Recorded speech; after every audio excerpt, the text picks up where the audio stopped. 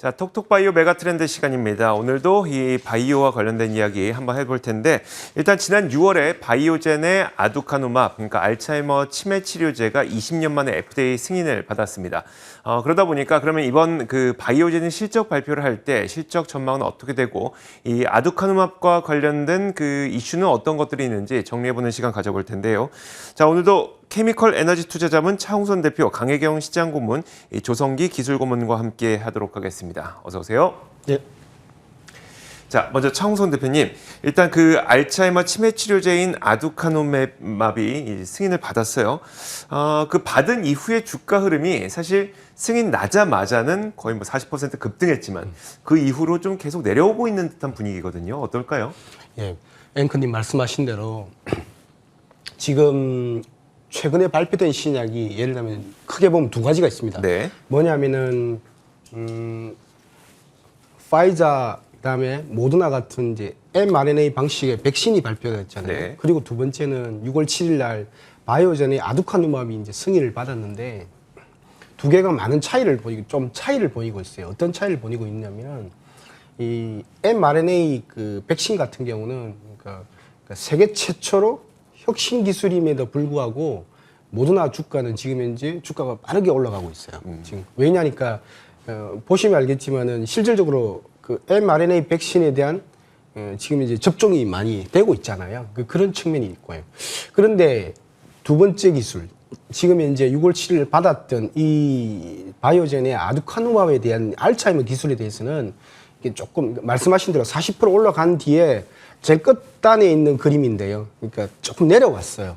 그러니까 모더나 주가는 뻗어가는 데 비해서 그러니까 바이오젠 주가는 조금 하락한 거죠. 조금 조정을 받은 거예요. 그게 뭐냐면 이제 뒤에도 이제 자세히 설명하겠지만 세 가지 이슈가 있어요. 뭐 대표적인 게 약가가 너무 높다. 이렇게 요런 같은 이슈가 있는 거예요. 그리고 그러다 보니까 매출액 추정치가 지금까지도 그러니까 설왕설래 이렇게 매출액 추정치가 15조까지 가는 분들, 그다음에 현지에서 그다음에 9조 이렇게 피크타임 매출액이 그러니까 올해 매출액은 얼마냐 이런 식으로 올해 매출액 뭐 1,600억이냐 아니냐 그다음 내년 매출액은 얼마냐 이런 식으로 피크타임까지는 이제 15조 9조 이렇게 쭉 꾸준히 순항을 할 건데 그런 거 있는 거죠. 그래서 뭐 세 가지 이슈 고가에 대한 이슈부터 시작해서 그다음에 실제 처방 속도가 이제 처방이 일어나야 되니까 처방이 일어나는 걸 보고 하자는 그런 경우에 그래서 이제 그러니까 모더나에 비해서 조금 다른 형태의 모습을 보이고 있다. 그래서 옛날에 면역항암제가 2014년, 15년으로 돌아가면은 면역항암제가 최초에 나왔을 때도 처음에는 기대심리로 올랐다가 나중에는 처방 속도에 비해서 속도에 유리한 비례하면서 주가가 올라간 그런 특징이 있습니다. 알겠습니다. 그래서 이제 매출액 추이를 좀 보셔야 될 것 같다. 이렇게 알겠습니다. 그러니까 그 바이오젠의 아두카누맙도 실제로 처방이 어떻게 되느냐에 따라서 주가가 움직일 수 있기 때문에 아직은 본격적인 처방은 이루어지지 않고 있어서 그 좋은 소식이 있었을 당시에 40% 올랐지만 그 이후에는 약간의 조정을 좀 보이고 있다. 이 정도네요. 알겠습니다. 이제 그 글로벌 제약사들의 실적 발표도 지난주부터 좀 이어지고 있는 상태거든요. 그러다 보니까 과연 바이오젠의 실적 전망은 어떨 것이냐가 큰 관심사가 될 텐데 강혜경 시장 고문님 실적 어떨 것 같으세요? 7월 22일 날 바이오젠은 실적 발표가 났습니다. 네. 그래서 2분기 실적을 보게 되면은 2분기에만 약 2조 7천억 원 매출액이 나왔고요. EPS로 보게 되면 5.68 US 달러 이렇게 해서 좀 나왔는데 전년 분기 그 동기 대비로 좀 비교를 해보면 작년 같은 경우는 3조 7천억의 매출이었기 때문에 매출액이 하락이 됐죠. 그러니까 매출액도 하락되다 보니 EPS도 좀 낮아진 건데 작년 동기 대비보다는 매출액이나 EPS는 좀 내려갔다 이렇게 이제 발표가 됐습니다. 그런데 이제 바이오젠 기업을 아시는 분들도 있지만 좀 바이오젠 이 기업이 좀 낯설은 분들도 계시잖아요. 그래서 이 방송을 보시는 분들에게 이제 간단하게 좀 소개를 말씀을 좀 드리자 하면 바이오젠은 시가총액 약 50조 원, 아까 그래프에서도 시가총액 추이 보셨지만 약 50조 원 되는 기업이고요. 1978년도에 설립이 됐고 91년도에 나스닥에 상장이 된 기업입니다. 주로 자가면역, 신경계 쪽 그리고 항암 쪽으로 이 치료제를 개발하고 판매를 하고 있는 기업이고요. 주요 매출액의 주요 대부분은 이제 자가면역 질환인 다발성 경화증 쪽에서 매출액이 나오고 있는데 최근에 그 기업 내에 어떤 이슈 이렇게 해서 좀 보자 그러면은 이 매출액의 대부분을 차지하고 있는 이 자가면역 치료제가 다발성 경화증, 적응증 가지고 있는 치료제죠. 이 특허 만료 이슈로 해서 이 제네릭이 나오고 있어서 매출액이 감소하고 있고요. 이 아두카누맙 승인을 받아서 이 매출액이 이제 앞으로는 좀 기대가 된다, 좀 이런 상황입니다. 그래서 아두카누맙의 매출액은 뭐 어떻게 될 것이냐, 이제 아까 피크 세일즈 뭐 9조 원에서 15조 원까지 좀 범위도 넓게 지금 좀 보고 있는데요.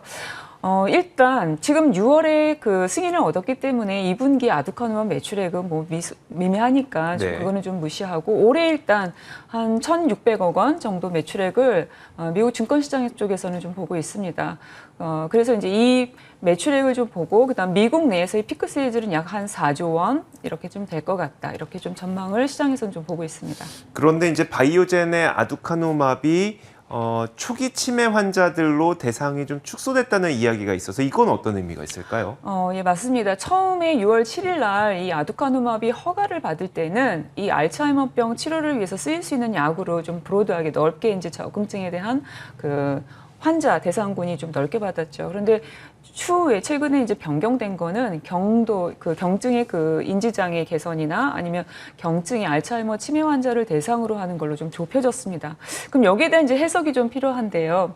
알츠하이머 이 아두카누맙 그 치료제인 아두카누맙은 조건부 승인으로 받았잖아요. 그래서 이 조건부 승인으로 받았다는 거가 지금 이 먼저 처방이 되고 향후에 이 바이오젠은 이 효능에 대한 데이터를 다시 제출을 해야 되는 상황입니다. 근데 최근 이 효능과 가격에 대해서 미국의 이제 여론에서 조금 이렇게 좀 안 좋은 분위기도 좀 있고요. 그리고 가격이 이제 고가다 보니까 미국 정부가 이제 보험 재정에 이제 이걸 넣으려면 이제 이런 좀 이슈들이 있을 수 네네. 있겠죠. 예, 그래서 이런 문제 이슈들이 지금 조금 있다 이렇게 보시면 됩니다. 알겠습니다. 자, 이제 좀 기술적으로 볼 텐데 사실 바이오젠의 아두카누맙이 FDA의 승인을 받았지만 사실 릴라이 릴리도 도나네맙의 올해 임상 2상을 또 계획하고 있다는 소식이 있었어요. 조성기 기술고문님, 이 기술적으로 봤을 때 아두카누맙과 도나네맙은 어떻게 볼 수가 있는 걸까요? 예, 결국은 두 가지 다 이제 우리 뇌 안에 응축되는 베타 아밀로이드를 제거하는 항체 의약품입니다. 그러니까 간단히 원리를 보면은 이제 항체 의약품을 주면 우리 뇌 안에 응축되어 있는 베타 아밀로이드 덩어리에 가서 붙게 되고 그렇게 되면은 이제 글리알 셀 같은 그 식작용을 하는 세포들이 와서 그 덩어리를 잡아먹는다 이런 이제 제거한다 이런 개념인데 지금 좀 논란이 되고 있는 것은 이제 우리 베타 아밀로이드 가설이라는 것을 전제로 한 건데 결국은 베타 아밀로이드가 우리 뇌 안에 응축되면 이것이 신경세포를 죽이는 도구로 작용한다. 그래서 알츠하이머 병이 일어난다. 네. 이게 이제 베타 아밀로이드 가설이잖아요. 근데 이제 미국 FDA에서 아두카누맙을 이제 승인할 때 베타 아밀로이드를 현저하게 제거한 것을 결과를 베이스로 그걸 바탕으로 승인을 한다. 이렇게 되어 있고 향후 이제 임상적인 베네핏은 임상적인 효과는 다시 증명을 해야 된다. 이렇게 되어 있잖아요. 네. 그런 부분이 아마 조금 논란이 된 것 같고요.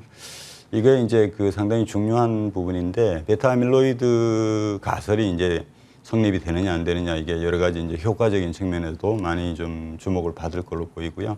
또 왜 그러냐면은 이제 최근에는 그렇다면 베타 아밀로이드를 아예 만들어지지 않도록 siRNA를 가지고 베타 아밀로이드가 만들어지는 과정이 아주 결정적인 역할을 하는 베타 세크레테이즈라는 효소를 만드는 mRNA를 억제하는 의약품도 개발이 되고 있거든요. 네네. 그런 측면이 있고 또 하나는 이제 베타 아밀로이드가 아닌 다른 메커니즘, 그러니까 면역이나 염증 이런 부분 또는 이제 신경세포를 보호하는 메커니즘 뭐 이런 쪽도 지금 많이 임상을 하고 있기 때문에 서로 좀 입장이 좀 다른 것 같습니다. 그런데 이게 그 도나네맙과 아두카누맙을 비교를 해봤을 때 그럼 지금 네. 상황까지, 그러니까 지금 이게 여러 가지 연구가 진행이 되고 있잖아요. 도나네맙이 그러면은 조금 더 효과는 있는 걸로 나오고 있나요? 아니면 좀 아직까지 그렇게는 네. 도나네맙 측에서는 이제 아마 좀 더 좋다라고 주장할 수도 있을 것 같아요. 근데 네네. 1대1로 비교를 한 게 아니기 때문에 네네. 이럴 때면 임상 환자도 좀 다르고 조건도 좀 다르고 또 하나는 이제 지표도 약간 달라요. 그러니까 아두카누맙인 경우는 정통적인 그 신경정신과에서 하는 그런 지표를 썼고 도나네맙은 약간 그거를 변형시켰다 그럴까요? 네네. 인지 기능하고 행동 장애를 결합을 시켜서 1차 유효성 평가가 변수로 봤어요. 네네. 그래서 그게 약간 차이가 있고 해서 다이렉트 비교하기는 조금 애매하지만 그래도 좀 주장은 조금 더 좋을 수 있다 이런 주장을 하고 있고 특히 이제 강조하는 거는 부작용이 좀 더 적다 이제 이런 네. 쪽도 좀 하고 있습니다. 알겠습니다. 예. 자, 마지막으로 이제 그 아두카누맙이 승인 이후에도 계속 논란이 되고 있기 때문에 최근 그 논란이 되고 있는 이슈들을 좀 강혜경 시장 고문께서 정리해 주시면 어떨까요? 예, 좀 간단하게 정리를 좀 해보면은 이슈는 크게 세 가지로 좀 나눌 수 있을 것 같습니다. 가격에 대한 것, 그리고 효능과 관련한 이제 이슈들, 그리고 FDA 안에서 이 승인 절차에 따른 문제를 제기한 것들 해서 이 이슈는 좀 크게 세 가지로 나눠볼 수가 있고요.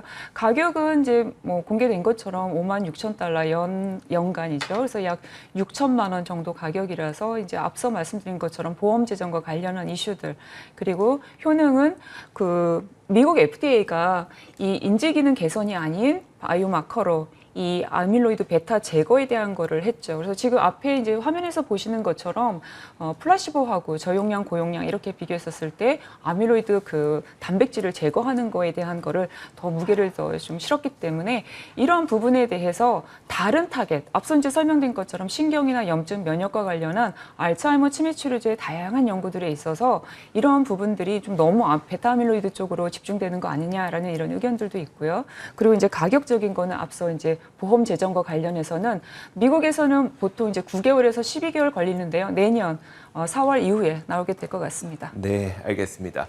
자, 지금까지 그 아두카누맙에 대해서 다시 한번 짚어보는 시간을 가져봤습니다. 케미컬 에너지 투자자문 차홍선 대표와 강혜경 시장 고문 그리고 조성기 기술 고문 함께했습니다. 자, 저희 굿모닝 글로벌도 여기서 함께 인사드리도록 하겠습니다. 오늘도 저희와 함께해 주신 여러분들 고맙습니다.